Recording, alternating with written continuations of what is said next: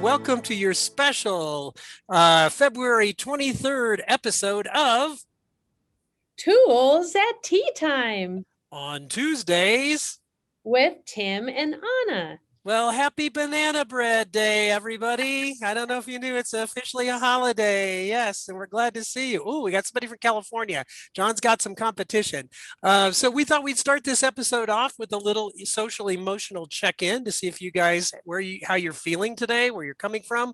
So we have on the screen, if you look, some emojis, 8 emojis.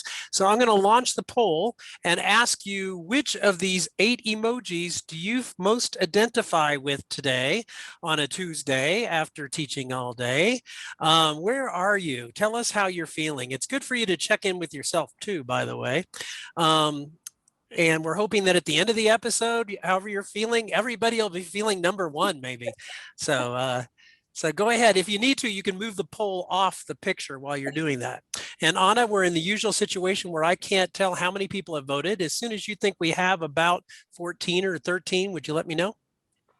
Sure. We're getting a lot of 4s, Tim, so I don't know. Okay. Should I reveal the results yet? Yes, sure. Let's go for it.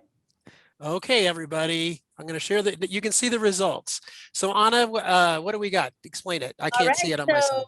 We have a bunch of ties. Somebody picked 1. Another person picked 2. Somebody picked 5 and somebody picked 7, but the overall big winner is number 4. Yeah. Yeah, I think we could say the whole of last year and this year is number 4 best averages it. Yeah. So thanks for joining us today after a long day. Anna, do you want to talk about today's episode?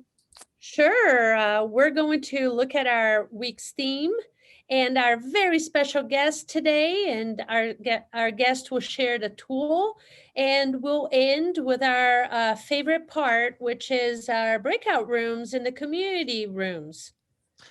Okay, and so as we usually do, you've got mail. Okay, we're going to kick off with our email from our imaginary fan base, and we have the usual wisecracking Rodney joining us today. So, dear Tim and Anna, distance and hybrid teaching have really taken us into educational terra incognita. There are so many people out there on social media and in the news telling us the best way to teach. And so I wonder, how do I sort out what and whom to believe? I really want to turn all of my good intention into responsible implementation for my students. Signed, Rodney. Very nice. So I'm glad that Rodney brought that up, because today's or this week's theme is turning good ideas into high impact learning experiences. All right, and that takes us straight to who you came to see, our special guest. And so Dr. John Almarode has worked with schools, classrooms, and teachers all over the world. I first became aware of John's work several years ago when I saw him at the Learning in the Brain conference in San Francisco. I was struck with John's passion to really make a difference in the lives of students, work which he began almost 20 years ago in Augusta County, Virginia, teaching math and science to a wide range of students. John's passion to make a difference is still very apparent in his work. If any of you have been lucky enough to be in workshops with him, it's a combination of hard-hitting, evidence-based teaching strategies and his genuine enthusiasm for sharing those with people like us, educators. So please use those reaction buttons and give John a warm welcome to Tools at Tea Time. Thanks for joining us, John. We really appreciate it. I know it's 2 hours later where you are. It's perfect. Hey, thank you for having me. I am so glad to be here. You're right about unknown territory. It's amazing that we're approaching 1 year into this pandemic. And a year ago, we completely locked down and moved immediately from face-to-face learning into distance learning. And so one of the key messages is, of course, back then it was crisis teaching. And we hope that we've moved out of crisis teaching into teaching with intention. teaching with purpose, and teaching with deliberate decision making about who's in front of us. And so one of the things I want to talk about is what's the best way to do it? What's the best approach? How do we go after this particular challenge? Now, I will tell you, I don't have tea because it is a little bit later in the evening, and I do plan on catching some level of sleep tonight, but I do have my Shine water, and that's not an advertisement. This stuff tastes horrible, but it's supposed to be good for you. You sure it's not just Shine? Well, you know what? Where I live in Virginia, we do. We are known for that. If you've watched that show on the Discovery Channel, they're probably my cousins. But the point being is that who do we listen to? And the message I hope to share, and the one that we've seen in classrooms across the country, now I will say most of the visits I do now are virtual, is you trust yourself. What we've noticed out of this COVID pandemic are two major ideas. The first one is the one that I want to start with and lead with, and that is all of this talk and all of this conversation prior to the COVID-19 pandemic was around this move to removing or replacing the teacher with technology. We read about it all the time. Teachers will eventually be replaced with technology. Eventually we'll move into individualized and personalized learning. All of this conversation that started to minimize the professionalism of classroom teachers. One of the first lessons out of the COVID pandemic is that's hogwash. Because we have now discovered that nothing can replace the teacher. And that has become so obvious in this pandemic. The minute we took students out of the classroom and away from their teachers, there was a gap that existed. Now, what that gap is, the research hasn't been quite clear on. For example, there's been a study out that showed with 4 million students that there wasn't the learning gap that we expected in reading. Now, there was a slight gap in mathematics, so everyone applauded that study. Hang tight. There was also a significant portion of the population in which we did not have results for. Yikes. So that means there was a group of learners that we have no data on. Is there a gap? We don't know. Are they falling behind? We don't know. But we do know that the value of the teacher is now more in the front of our conversations than ever before. So big idea number one, you cannot replace a teacher. The COVID pandemic made that very clear. The second big idea, and one of the big ideas that I want to then dive into a little deeper, now that we've verified that we are professionals, we are valued, and we are needed, and we cannot be replaced by AI. The second big idea has to do with the principles behind teaching and learning. Well, here's the cool part, and it's also the part that's a little bit unnerving. The context may have changed. We may be teaching through Zoom or WebEx or Google. We may be working asynchronously. But at the end of the day, one of the other big findings is that the context may change, the principles have held steady. The principles behind how we learn, the principles behind what works best, the principles behind highly effective teaching and learning have maintained and held strong. What's different is the packaging.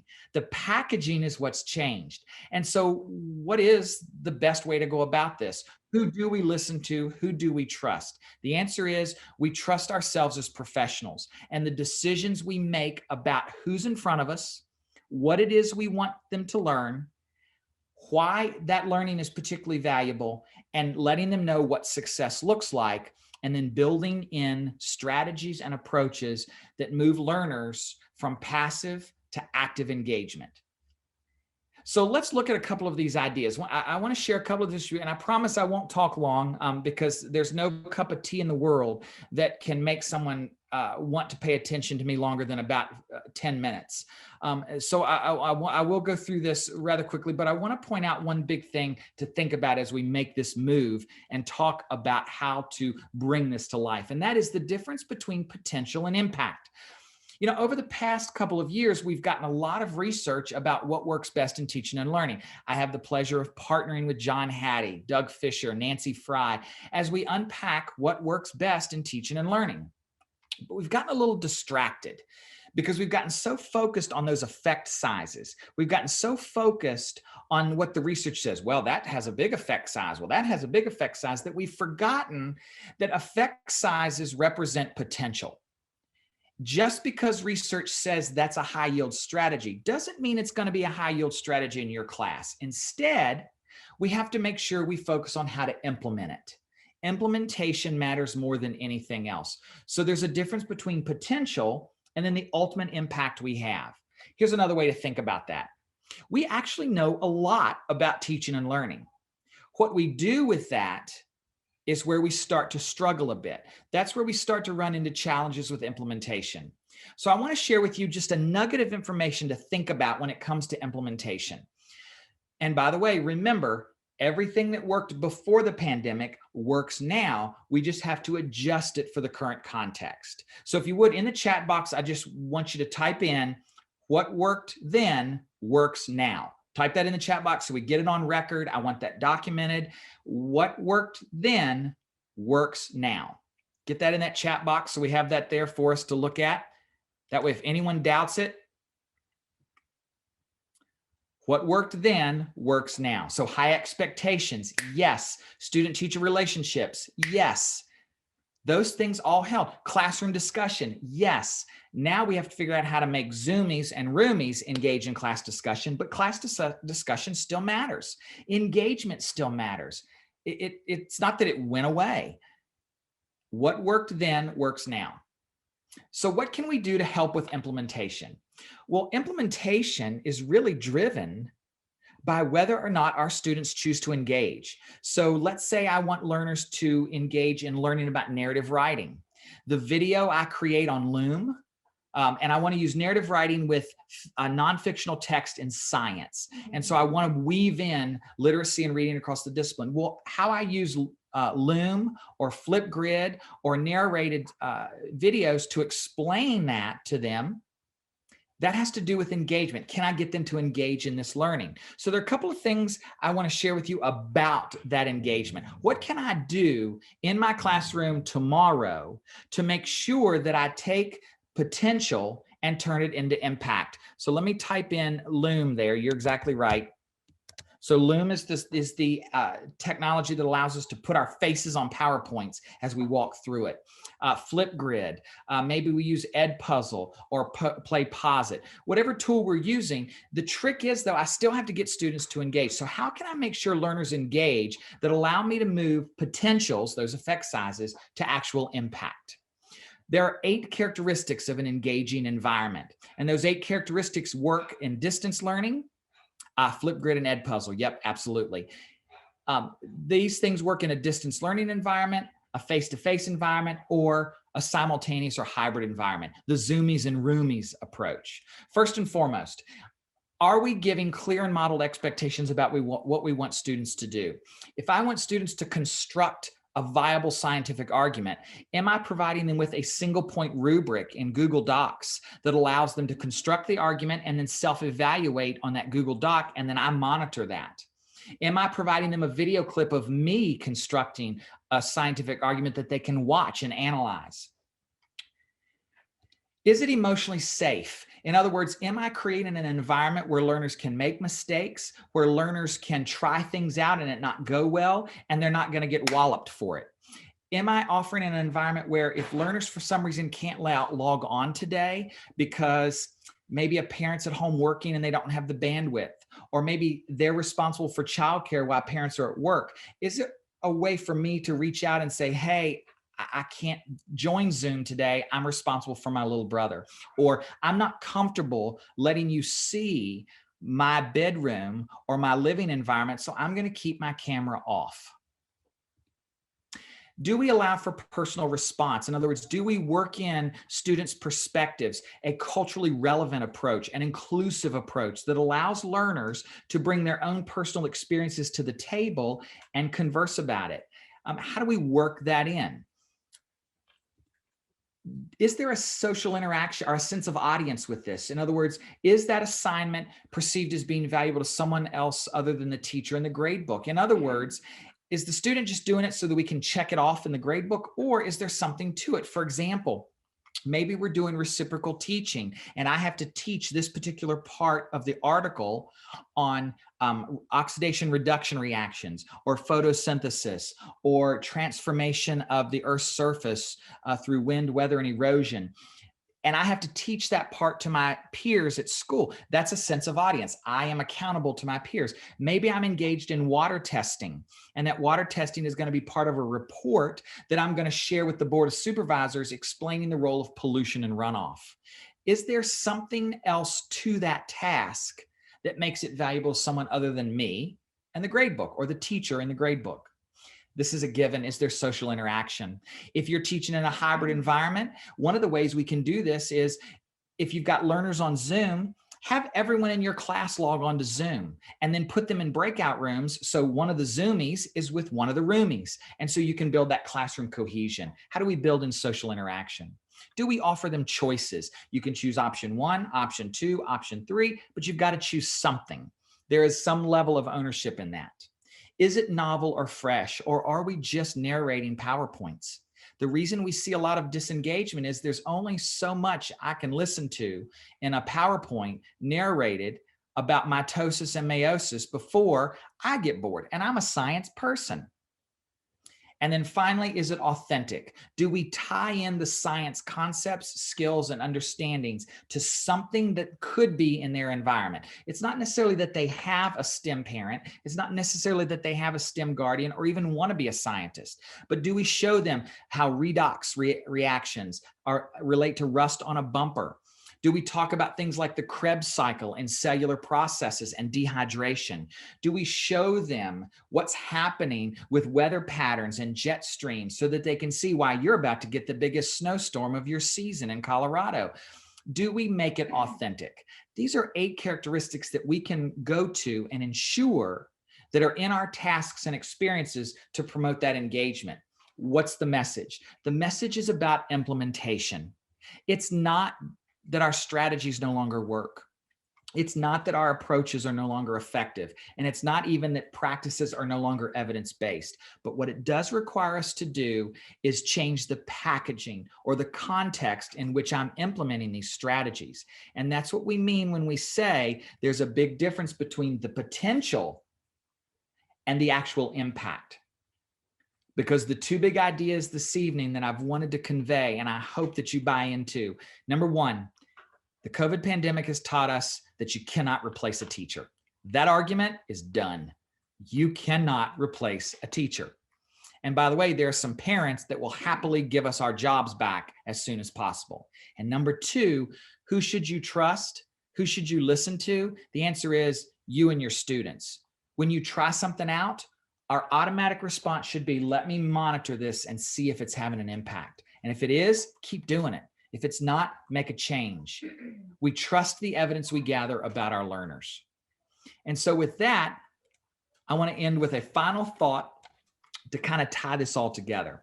In the chat box, please list those 8 characteristics. Do you recall what those 8 characteristics are of an engaging task? Which ones do you remember? Fill up that chat box. See if we can get all 8 in the chat box. Authentic. Yep, that's one of them. Good. Excellent. What else? Emotional safety, novelty, clear and modeled expectations, interaction, choice, sense of audience, novelty, social interaction. A couple more we're missing. Emotional safety, personal response. Yep, absolutely. So there they are. Here's the cool part. When Antonetti and Garver did their original research in 2015, and they've since updated it, and they've since continued to gather data on this, what they found is you don't have to have all 8. You don't have to have all 8. In fact, the research suggests that if you have 3 or more, you see sustained engagement. So in the chat box, please write down 3 or more. Type in 3 or more. You just need 3 or more. You don't have to have all 8. You just need 3 or more. And that's what we mean by implementation. Notice we didn't talk about strategies that work versus strategies that don't. Why? Because the ones that worked then work now. What I have to monitor, though, is how I work in social interaction, how I work in choice, how I work in personal response, sense of audience. It's all about implementation and finding the right tool that supports that implementation. The right tool. Don't let the tool drive the implementation. Let the implementation drive the tool. Flipgrid may be your favorite, but Flipgrid may not work on Tuesday.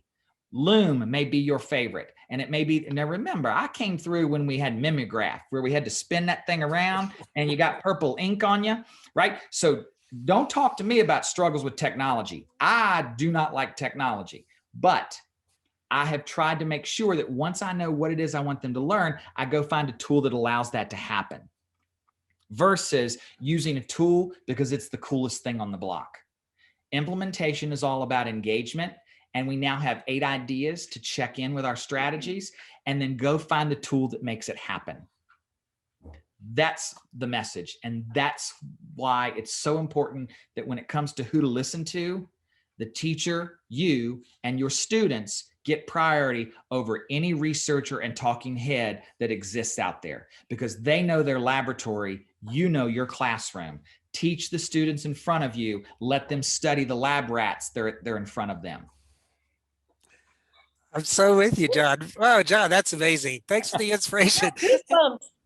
And you know what's so fun, John, is if anybody who's been in a workshop with John knows the value of repeat to remember. And John, you always do that like call and response. Do I hear authentic instruction? Let's hear authentic instruction. And you do it through the chat. That's brilliant. It's great to do that. I'm going to start stealing that idea, of course. So thanks. Yeah. So let's give John some applause. Anna, what were you going to say? I'm sorry, I interrupted you. No, I was just, I have goosebumps, and that was awesome. Yeah. It's lighting up with little hands, John. Okay, so we'll send you guys out now because, of course, the real work comes with you guys translating this for your students. So we're going to send you out to some breakout groups, and then we'll come back and maybe if you'd like to ask John a few questions at the end, we might have some time for that as well.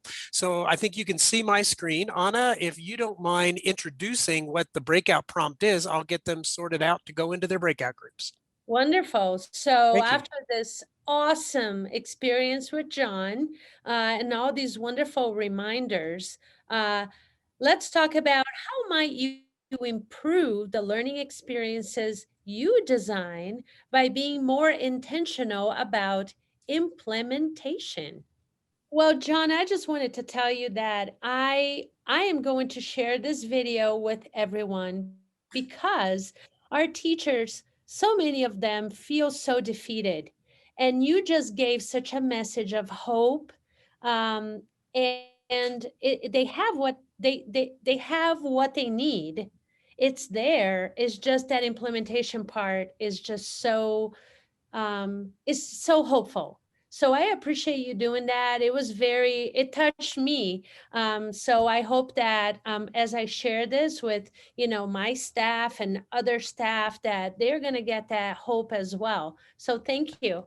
You're welcome. I was on a call today with a teacher from somewhere in Virginia, and she was talking about having to still adhere to a pacing guide when 3 days out of the week were asynchronous. And it's hard for me to behave myself because what I want to do is react in rage and do that whole, are you kidding me? But I'm calmly, well, let's talk about asynchronous and spiral practice and designing because I'm trying to stay positive. But that kind of stuff, that's not a teacher problem. That's a leader problem. That's true. That's true. I don't mean to throw principals under the bus, but then get out of the street. I don't know what else to say to that, because that we're not doing ourselves any favors. Well, and we need to have courage to make those tough calls, and this was the year to really experiment and really try to figure out what works and doesn't work. It was a great year for that. So yep. I had a blast, and my wife can tell you, and even some of my colleagues, I say this carefully, I had a blast last semester teaching my classes online because I had to learn and I had to keep up with 22-year-olds. Yeah. I had to keep up. And I'm not a young thing, right? Better living through medicine around my eyes, or through science around my eyes. I'm not a young thing. Keeping up with 22-year-olds, I had to work hard, but I had a great time learning stuff. Yeah, it's really been a year for learning. Yeah. Yeah. And you know, it's funny, it should be so obvious. You would think that my intention should always be what leads. Like, what do I want my students to be able to do? But there are so many distractors for teachers. Like you were talking about the pacing guide, and there's a million other things teachers are getting told. You got to do this, you got to do that, you got to use this, you got to use that tool. And it's just so easy to lose track of that very simple principle, which is, what's your intention? And do the students know your intention?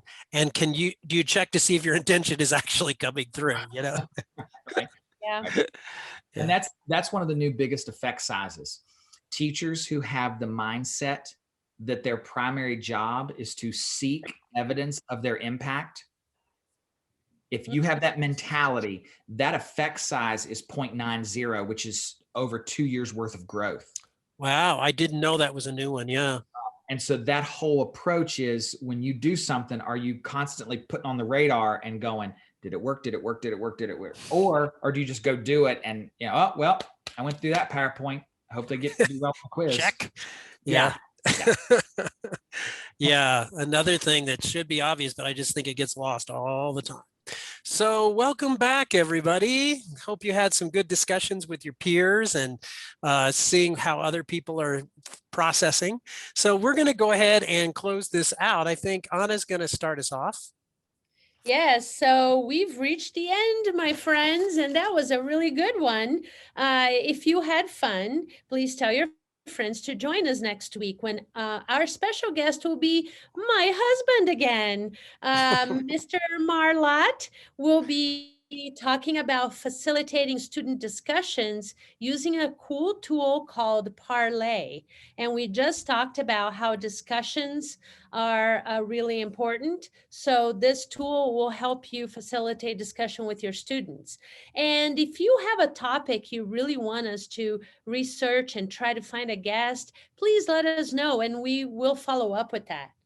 Yeah, and Anna, I think Kevin is our first two-time presenter, but we are lucky. Be sure to tell him thank you for doing that. Also, don't forget that we have workshops going on at the museum. We have a modeling and science workshop for grades 6 through 12, and that'll be happening not this weekend, but the following weekend. We'd love to have you or anyone you know who's interested join us. We're going to probably close that down after we mail out the kits. We're going to be mailing a bunch of handout materials to them on Friday. So if you know anybody interested, please tell them. It's virtual. Also, don't forget that all things student are free until the end of the year if your school is 50% or more reduced lunch, and it's half off if they're not 50% free and reduced lunch. But a lot of great programs to be delivered to your school, kits, as well as virtual programs. And for some schools coming to the museum, field trips are free too. And so, Anna, take it away. Yes, so thank you for spending another half hour with us. John's episode resources are going to be in this folder, and the recording of the episode will be archived in our website at dmns.org. Thanks. And I dropped an article by John in there. Again, let's everybody thank John. We appreciate you coming with it, being with us. It's so late. Hope those Almarode kids get their bath soon. Okay, and finally, happy painting from all of us here. and so we and Bob Ross are signing off. John Almarode said that he would stay around for a couple of minutes of questions, and we're going to hold ourselves to that, 5:03. So if anybody has a question, go ahead and unmute yourself and ask him a question. Need time, think time, wait time in there. I don't have a question. I'm just thrilled to see you again, John. It's good I love it. So are you from the East Coast, Washington, D.C. area, or you just No, I flew out to the conference and it was the greatest thing ever. And I think your session was the first one and I was like, oh my gosh, this is so great. Like it was wonderful. And I bought your book and the whole thing. So thank you. I hate to fangirl out, but I was super excited that you were coming. So we're coming to Denver next summer.